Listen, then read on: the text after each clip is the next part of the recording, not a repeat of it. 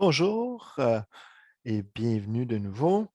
J'espère que vous avez absorbé l'énergie et la passion de Ronnie de Stéphane. Nous allons passer à notre dernière conférencière de la journée. J'ai le plaisir de présenter June Leon, qui est directrice principale de la gestion des accès et des identités à Moneris.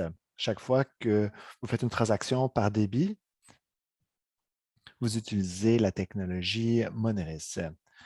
Elle cumule plus de 15 années d'expérience dans le domaine de la sécurité de l'information. Elle travaille sur les programmes de cryptage dans l'industrie financière avec Moneris, RBC, TD et FundServe. Elle dirige présentement la gestion des identités et des accès chez Moneris. Elle encadre les jeunes professionnels dans leur carrière en cybersécurité. Elle a donné des présentations à Cyber Tech Risk et à l'Université Ryerson. Veuillez accueillir avec moi June Leong qui se joint à nous de Toronto, en Ontario.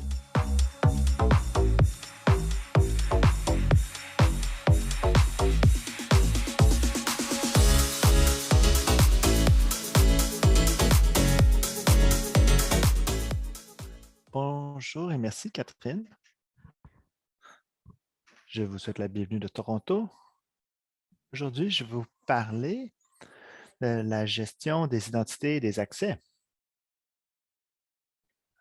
La première question qui vient à l'esprit est de savoir, est-ce que c'est important de faire cette gestion en enseignement supérieur? Pourquoi il faut s'en préoccuper? Nous semblons être une grande famille, les étudiants, les professeurs. C'est vrai, mais en même temps, je lisais quand le mois d'août et le mois de septembre, 60 des cyberattaques ciblaient les organismes d'enseignement parce qu'il y a beaucoup de systèmes à code source ouvert. Le réseau n'est pas aussi serré. Il y a beaucoup de données sur la recherche, des fichiers sur les étudiants, sur les professeurs, de l'information sur les diplômés. Il y a beaucoup de recherches confidentielles et privées. C'est une mine d'or pour certains cyberpirates. Si vous croyez que ces données sont importantes et que ces pirates veulent entrer dans votre système pour exploiter l'information, ainsi vous devez protéger l'information. Voici certains exemples. C'est un étudiant choisit de changer ses notes de 45 à 90 Est-ce que c'est problématique? Si les dossiers sur les étudiants ou les professeurs changent, est-ce que c'est grave s'ils se retrouvent sur le marché noir? Est-ce que vous pouvez mettre un prix sur les données piratées? Pouvez-vous aussi penser au rançongiciel? Si vous ne savez pas qui a accès à vos données dans votre environnement, que ce soit des personnes autorisées ou non, comment pouvez-vous savoir comment vous protéger? À mon avis, la gestion des identités et des accès, la GIA, est un aspect important dans l'enseignement supérieur. Supposons que je vous convainc. Vous voulez avoir un programme de protection. Par où commencer? De toutes les entreprises dans lesquelles j'ai travaillé, et avec tous les programmes de sécurité, j'ai conclu que la sécurité doit commencer du sommet de l'entreprise vers la base de l'entreprise. Pourquoi pas dans le sens inverse? La nature de la sécurité, c'est que personne n'aime la sécurité. Ça semble être des obstacles au travail, mais on ne comprend pas pourquoi ces obstacles sont configurés. Ce n'est pas nécessairement pour l'individu, mais plutôt pour l'organisation, puisque c'est obligatoire pour exécuter son mandat. Eh bien, il faut avoir l'appui des cadres et des conseils d'administration.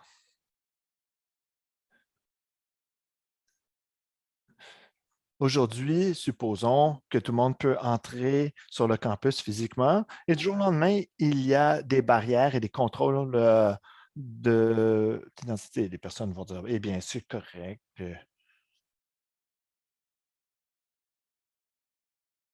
Afin de pouvoir avoir un programme efficace, vous devez vous assurer que le cadre d'administration et la direction vous soutiennent dans vos mesures. S'il y a des plaintes, eh bien, quelqu'un doit pouvoir justifier les mesures. Lorsque vous avez convaincu le conseil d'administration, ensuite, vous allez créer vos politiques et vos normes. Si quelqu'un conteste vos mesures, pourquoi vérifier maintenant? Eh bien, vous allez devoir vous justifier. Si vous n'avez pas des raisons qui sont justifiées par vos politiques et vos normes, comment allez-vous pouvoir vous expliquer clairement? C'est non seulement pour vous, mais pour toute l'équipe, pour expliquer la raison de ces mesures. Si vous dites, je commence quelque chose de nouveau, je ne sais pas par où commencer, vous n'avez pas besoin de penser à toutes les mesures de contrée. Il existe le cadre de cybersécurité NIST et la norme ISO 27001. Vous pouvez voir ce qui fonctionne dans le cadre pour votre organisation. Parfois, il est possible de mettre en œuvre tout le cadre. Si vous n'avez pas besoin d'une certification ISO, dans ce cas-là, vous avez besoin de remplir tous les critères. Mais si vous voulez commencer quelque chose de nouveau, je vous encourage à regarder le cadre de cybersécurité ou la norme ISO 27001. Lorsque vous rédigez ces politiques et ces mesures de contrôle, vous devez vous demander si c'est pertinent. Est-ce que c'est pertinent pour toute l'organisation? Ainsi, vous allez être en mesure de pouvoir mettre en œuvre toutes ces pratiques de façon réussie. Travailler avec les intervenants. Lorsque vous savez quoi faire, certaines organisations ont des aspects prioritaires. Vous ne pouvez pas tout faire d'un seul coup. Vous commencez avec les choses les plus importantes, ensuite vous passez aux choses B et aux choses C. Avec les priorités, vous allez pouvoir travailler avec les intervenants, vous allez travailler avec la stratégie approuvée par les cadres de l'organisation. Il faut savoir qui est responsable. Si vous voulez nettoyer les identités, si vous ne connaissez pas les propriétaires, comment allez-vous pouvoir nettoyer les identités? Est-ce que vous pouvez supprimer les identités? Quelle sera l'incidence sur le système université? Il faut aussi savoir qui sont les propriétaires et travailler avec eux. Ensuite, comme Catherine l'a mentionné, j'ai travaillé dans ce secteur par le passé et tous les projets que j'ai mis en œuvre avaient des aspects communs. Si vous me demandez qu'est-ce qui est important pour réussir la mise en œuvre, à mon avis, c'est facile d'exécuter un projet. Si vous avez les fonds, un bon produit, vous avez le soutien, vous avez une équipe compétente et engagée, vous avez tout pour réussir. Mais si vous configurez une équipe, vous avez déjà le soutien du fournisseur, ou c'est-à-dire le cas a déjà été approuvé par le conseil d'administration ou la personne qui vous embauche. Vous allez connaître le bien fondé de l'intervention. Par contre, l'équipe ne sait pas forcément quel est le rationnel. Mais l'équipe n'a pas toujours tous les détails.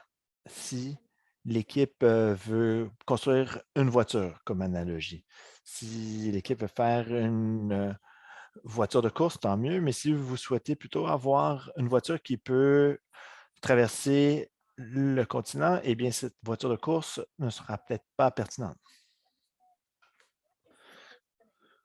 Ainsi, vous devez connaître la raison du projet. Est-ce que c'est pour atténuer le risque? Est-ce que le projet est lié à la conformité, à la réglementation? Est-ce que ça fait partie de votre parcours en info nuagique? Vous devez clarifier ces questions et bien communiquer les réponses. Lorsqu'on prend des décisions chaque jour, les membres de l'équipe n'ont pas besoin de venir vous voir. Pour les choix simples, il faut choisir la réponse A, car je sais que l'option A va fonctionner pour le but ultime. Avec l'analogie de la voiture, on sait à quoi sert la voiture. Lorsque vous avez un plus grand enjeu d'équipe, ce ne sera pas si difficile de choisir la solution puisque tout le monde est sur la même longueur d'onde par rapport à ce que vous voulez construire et mettre en place.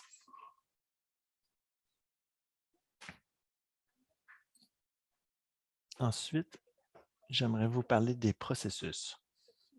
Le sujet du jour 2 porte sur les processus. J'aimerais vous parler des processus sous différents angles. Construction d'un nouveau processus, amélioration d'un processus existant ou l'automatisation d'un processus manuel. Les processus de gestion d'identité et d'accès sont vraiment la base.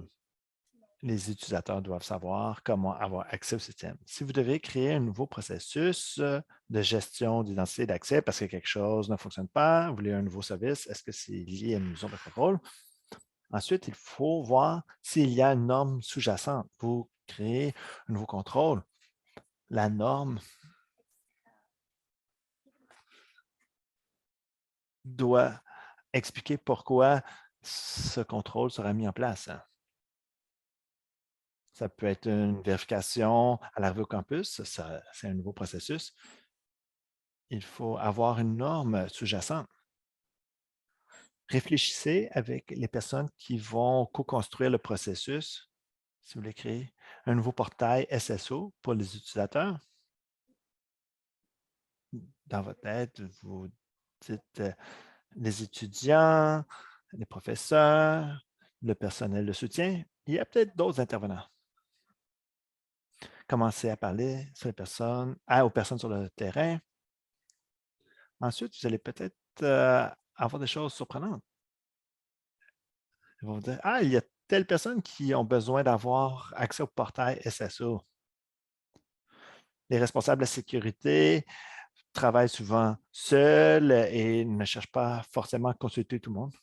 Mais pour la gestion d'identité et d'accès, ça touche à différents domaines de l'organisation.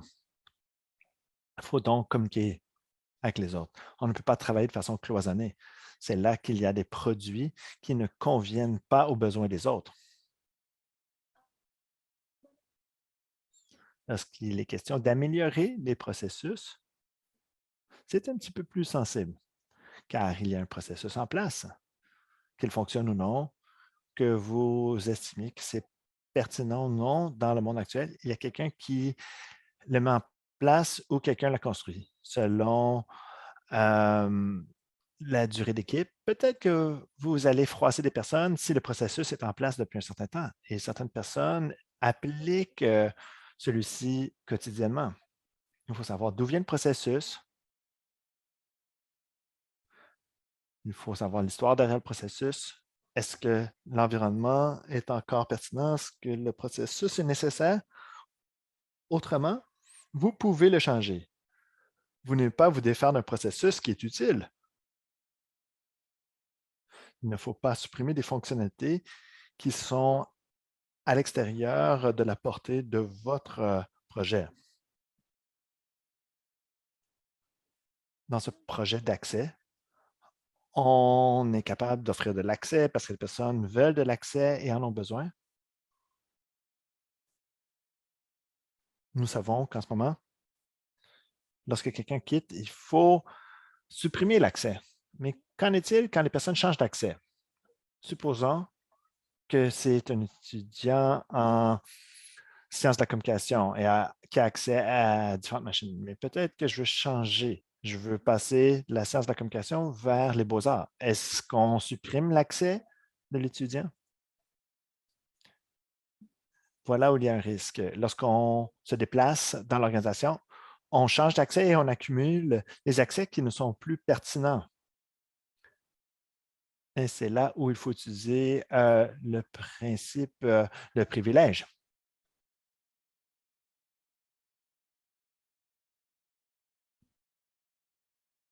Je vais maintenant vous parler d'info nuagique. Tout le monde veut parler du nuage aujourd'hui. J'ai vu cette caricature et je pensais que c'était à la fois drôle et pertinent. Beaucoup de personnes ne font pas la différence entre sur place et dans le nuage. Il ne devrait pas y avoir de différence. Peu importe le service que j'offre aujourd'hui, que ce soit offert sur place ou en info nuagique. Mais il y a quelque chose de nouveau avec le nuage. Les utilisateurs ne le savent pas forcément, mais nous le savons. L'identité est un nouveau périmètre. Vous l'avez sans doute appris il y a quelques années. C'était une révélation pour moi. Nous ne sommes plus derrière un pare-feu. L'identité demeure la seule chose. Comment pouvons-nous protéger les identités dans cet environnement? Je présume que vous avez des services infonuagiques. C'est mon cas. Avant, je me disais, on ne met rien dans le nuage. Mais aujourd'hui, je me dis, c'est impossible. C'est vraiment l'exception de ne pas utiliser l'info nuagique pour différentes raisons. Si vous voulez créer un nouveau service, que ce soit la gestion d'identité ou autre, il faut déterminer si vous voulez que le service soit infonuagique. Si c'est le cas, il faut évaluer les pour et contre. Il y a beaucoup d'avantages à utiliser l'infonuagique, mais en même temps, il y a plusieurs restrictions. Quand vous consultez les fournisseurs, les services, peut-être que vous allez voir des choses impossibles, surtout si vous faites la transition de sur place au nuage. C'est un nouveau domaine. Ce n'est plus la même gestion d'identité et d'accès. Parlons de l'identité infonagique.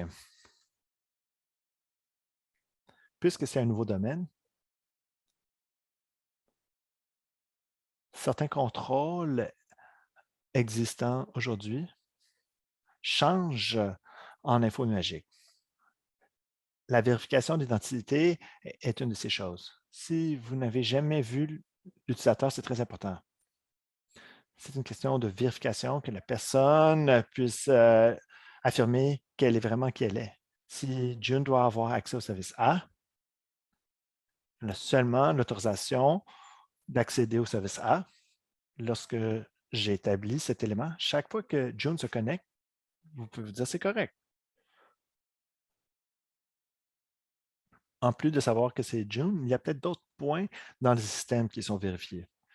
Voilà où il faut utiliser l'authentification pour poursuivre l'authentification de l'utilisateur. Est-ce que June arrive avec les mêmes appareils habituels? Qu'en est-il de son emplacement, de connexion?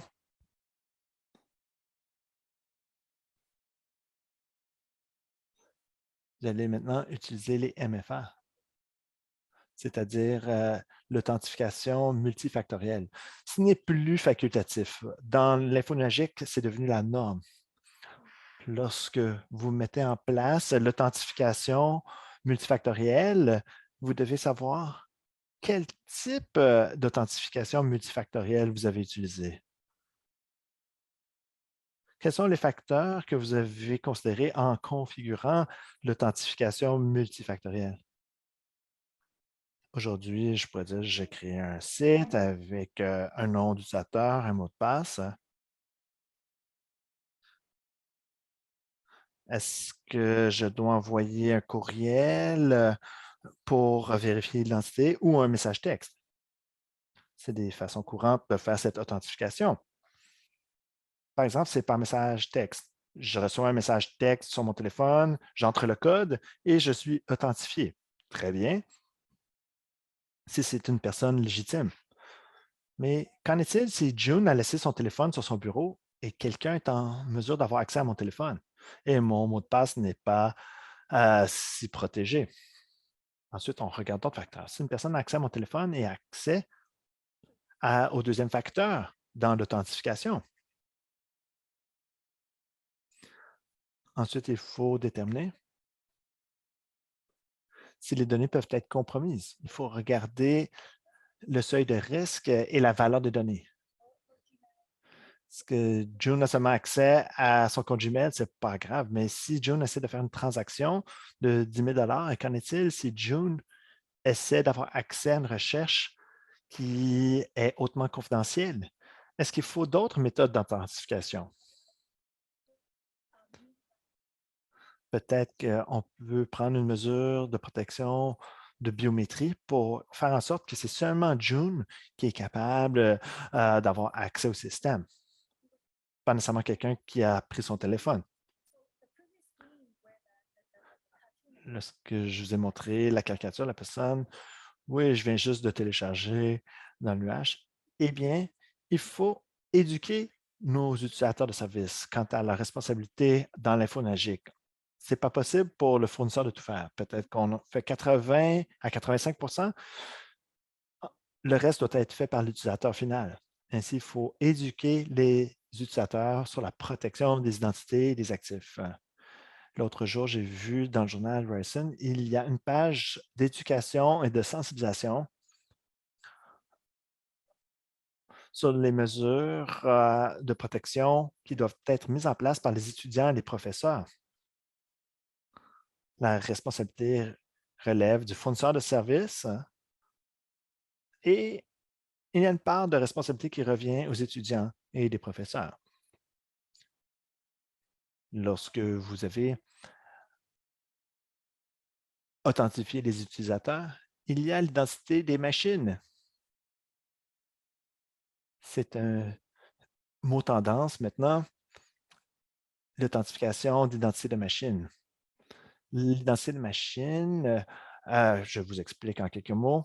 Il s'agit de serveurs, d'ordinateurs portables, de téléphones intelligents, des objets connectés à l'Internet, tous les appareils qui ont une adresse IP seraient considérés des machines avec identité. Ensuite, comment protéger ces identités de machines? Il existe maintenant la gestion d'accès par identité de machine. Vous devez considérer cette question puisqu'il y a beaucoup de machines qui se connectent au système. Les machines communiquent entre elles, les processus sont automatisés sans intervention humaine.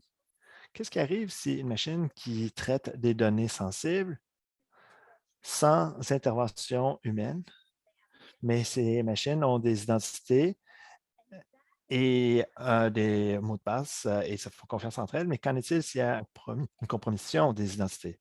Eh bien, il faut avoir une mesure de protection. L'infrastructure publique gérait les utilisateurs auparavant, mais maintenant, il y a la version 2.0 pour gérer les identités de machines.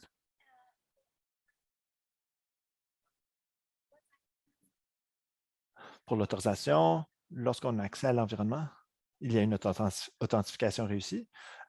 Quel est l'accès aux données?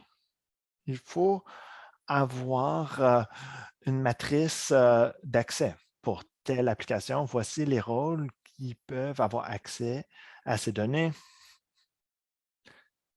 Pour avoir accès à d'autres choses, c'est un autre service qui doit faire l'authentification. Les RH peuvent avoir accès à l'information personnelle sur une personne, mais si ce n'est pas une personne des RH, mais c'est quelqu'un qui a besoin des données des utilisateurs, comme les données d'inscription. Peut-être qu'on peut voir le nom de l'étudiant et les cours, mais ce ne sera pas possible de voir d'autres informations personnelles ou privées. Lorsque vous avez une matrice, que l'authentification soit automatique ou manuelle, vous allez savoir ce qui est permis et ce qui n'est pas permis. Ensuite, c'est très important, c'est l'accès privilégié aux données sensibles.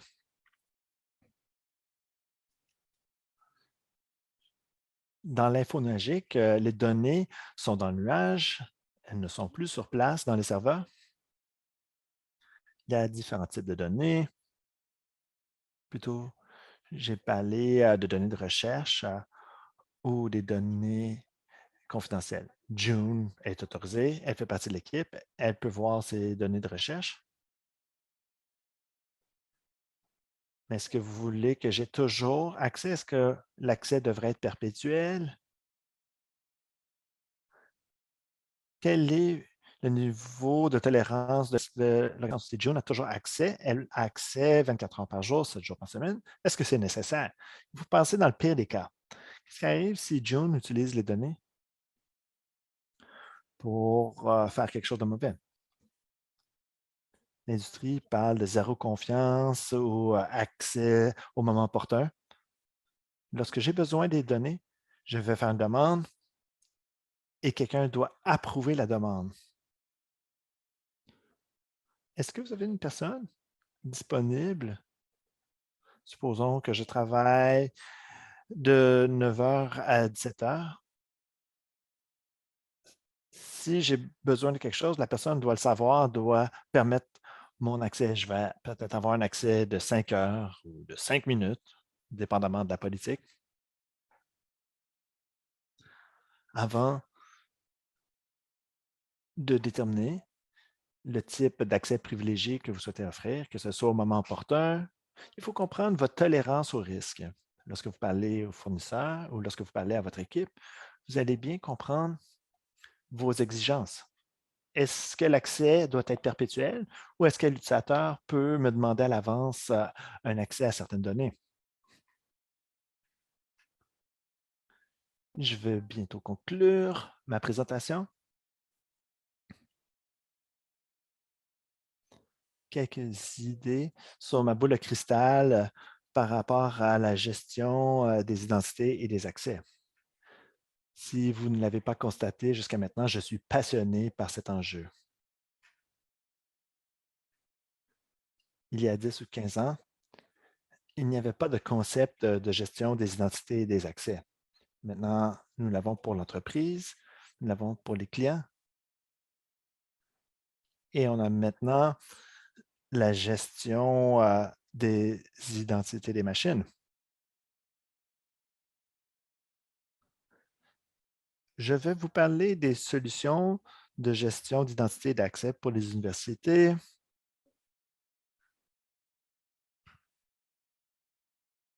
Nous ne jouons plus seulement un rôle de soutien à la sécurité dans la cybersécurité. On ne pensait jamais à la gestion d'identité des accès. En cybersécurité, on pensait aux mesures pour contrer les pirates.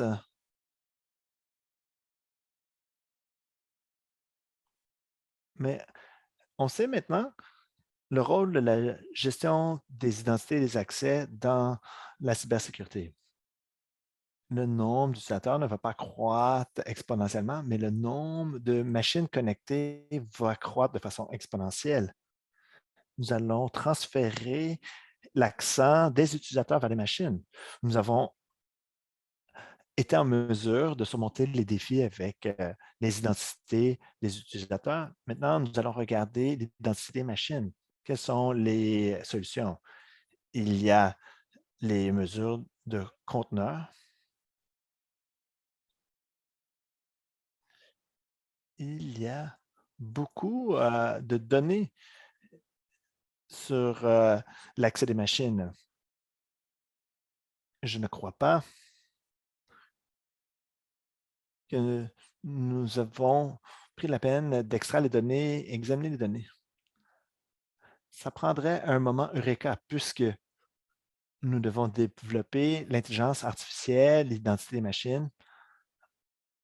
C'est peut-être des termes tendances, mais il y a des raisons d'y songer. Vous avez plusieurs identités à gérer. Ce serait impossible pour un humain de regarder toutes les données et trouver les lacunes de sécurité. Il y a peut-être une opportunité quelque part, mais puisque les machines apprennent ce que les personnes font, la gestion va s'automatiser au cours des prochaines années. nous allons explorer cette forme de gestion. Je n'ai pas de boule de cristal pour voir ce que nous allons trouver si nous utilisons l'intelligence artificielle pour la gestion des identités et des accès, mais croyez-moi, ça va se faire. Ce sera une question étudiée au cours des prochaines années. C'est tout pour ma présentation. J'espère que vous avez aimé ma présentation. Je vais maintenant céder la parole à Catherine.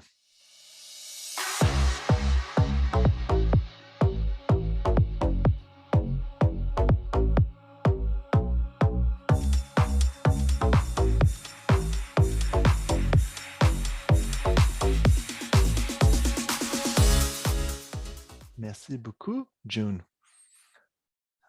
J'ai quelques questions immédiates en suivant votre présentation. Pour plusieurs personnes, la gestion des identités et des accès semble avoir une mise en œuvre plus complexe qu'elle ne l'est en réalité. Comment peut-on démystifier la technologie pour permettre les contrôles et la souplesse dont le milieu a besoin? Très bonne question, Catherine. Ça peut sembler intimidant.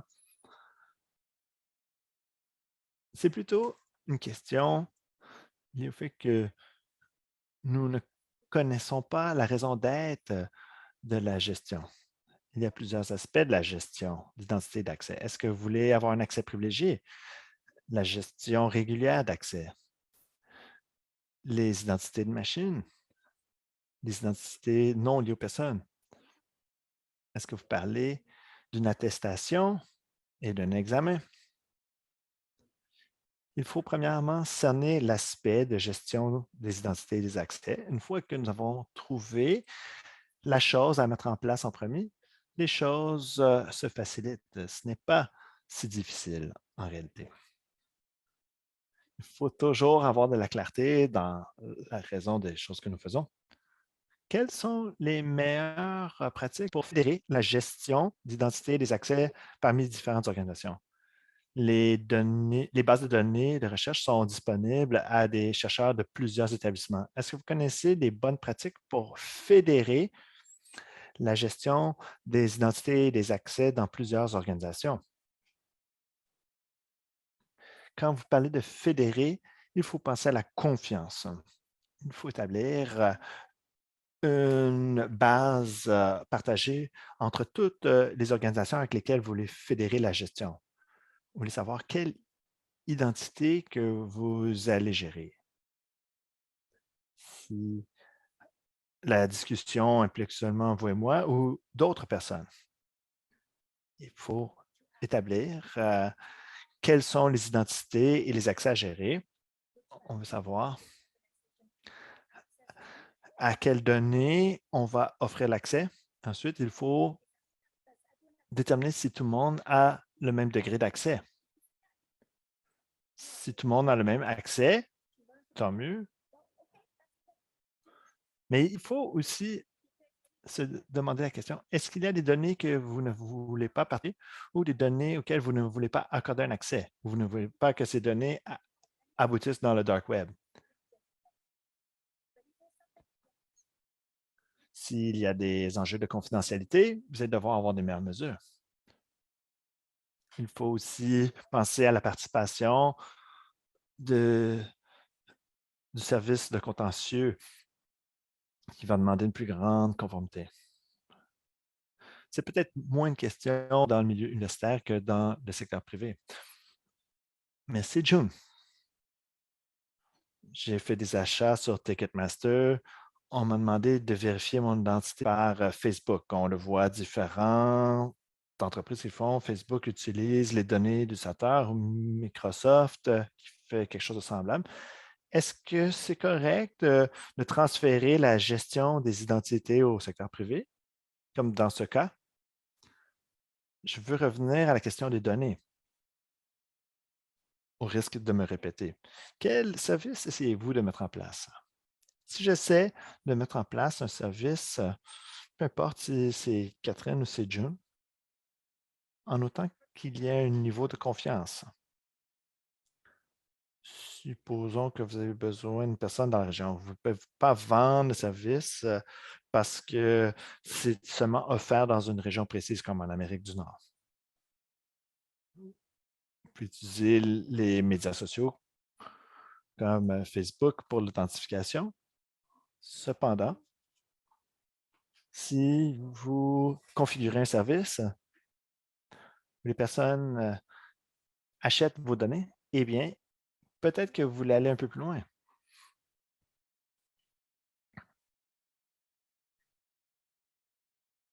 Je ne veux pas déléguer mon identité à une partie indépendante que je ne connais pas. Je ne sais pas comment Google accepte les utilisateurs.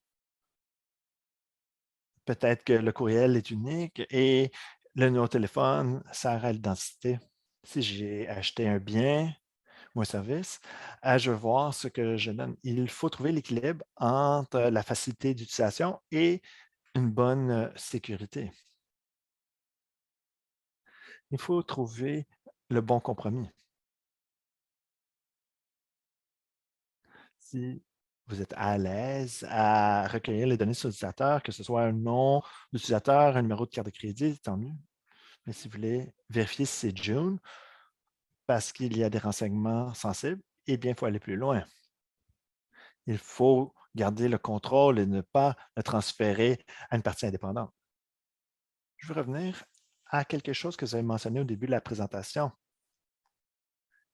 qui rentre en conflit direct avec ce que Stéphane a mentionné. Stéphane a parlé de déléguer la cybersécurité et la responsabilité aux utilisateurs finaux. Vous avez dit le contraire. Vous avez dit prendre une approche du sommet de l'organisation vers la base de l'organisation. Est-ce que vous pouvez nous parler un peu plus de la dichotomie apparente? Il faut penser au contexte. Stéphane vient d'une organisation assez sophistiquée, le CERN. Je ne lui ai pas parlé. Supposons qu'il a cet état d'esprit. Si l'organisation a une politique très stricte, lorsque vous vous connectez à l'organisation, voici les mesures à prendre. Voici les règles. Les personnes suivent les règles et respectent les limites et les comprennent. Et peut-être que ce réseau est si bien ficelé qu'ils ne peuvent pas faire d'autre chose ou ne peuvent pas agir autrement. Il affirme qu'il a délégué la responsabilité aux individus pour la sécurité informatique. Mais dans mon cas, je suis responsable de l'accès des utilisateurs et je ne déléguerai pas cette responsabilité aux utilisateurs. Je ne pense pas que les utilisateurs ont la même mentalité que moi. La sécurité est un domaine particulier. Mon frère me dit tout le temps, June, je te déteste. Bon, il ne me déteste pas réellement, mais il travaille dans une organisation qui a plusieurs processus mis en place par l'équipe de sécurité. Mais il ne comprend pas pourquoi les choses sont mises en place. Si je laisse mon frère prendre la décision, il va dire non, je ne vais pas suivre ces mesures de sécurité. Je ne vois seulement que des contraintes. Mais pour moi, je vois l'autre côté. Je pense qu'il y a la conformité. Et si on ne fait pas une telle chose, on ne peut pas obtenir un permis d'exploitation. Il y a beaucoup de choses qui se font en arrière-plan qui sont importantes, mais les utilisateurs ne savent pas. Voilà pourquoi il faut communiquer. Avant de mettre en place les règles sur les différentes mesures de sécurité, il faut expliquer la raison d'être de ces différentes mesures de sécurité afin que les utilisateurs comprennent pourquoi ils sont confrontés à ces mesures de sécurité. Merci beaucoup. Je vais partager un commentaire dans le fil de discussion provenant de Kevin Wade. Les établissements universitaires vont donner différents privilèges d'accès au lieu d'avoir plusieurs profils. C'est une façon de simplifier les changements de fonction sans retirer l'accès. C'est tout à fait logique lorsqu'il y a des étudiants qui changent de position et aussi des professeurs qui changent de position au fil du temps.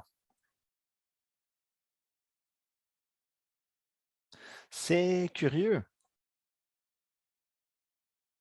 Il faut clarifier les différents privilèges d'accès. Et lorsque les personnes souhaitent avoir ces accès privilégiés, et s'il y a une séparation de tâches entre ces accès privilégiés, l'administrateur doit faire le changement manuellement à chaque fois. C'est une bonne pratique. Cependant, il faut savoir comment attribuer l'accès A aujourd'hui et l'accès B demain. Il y a peut-être un indicateur affirmant aujourd'hui, June va avoir tel accès. Demain, elle aura un accès différent. Elle n'aura plus l'accès précédent. Eh bien, tant mieux. J'aimerais voir comment ce système est mis en place. Très bien. Merci beaucoup, June. Au nom des invités du Sommet Canari et au nom de l'équipe Canari, les identités numériques sont un élément fondamental de la cybersécurité. Merci beaucoup d'avoir partagé votre expertise et vos idées avec nous. Merci.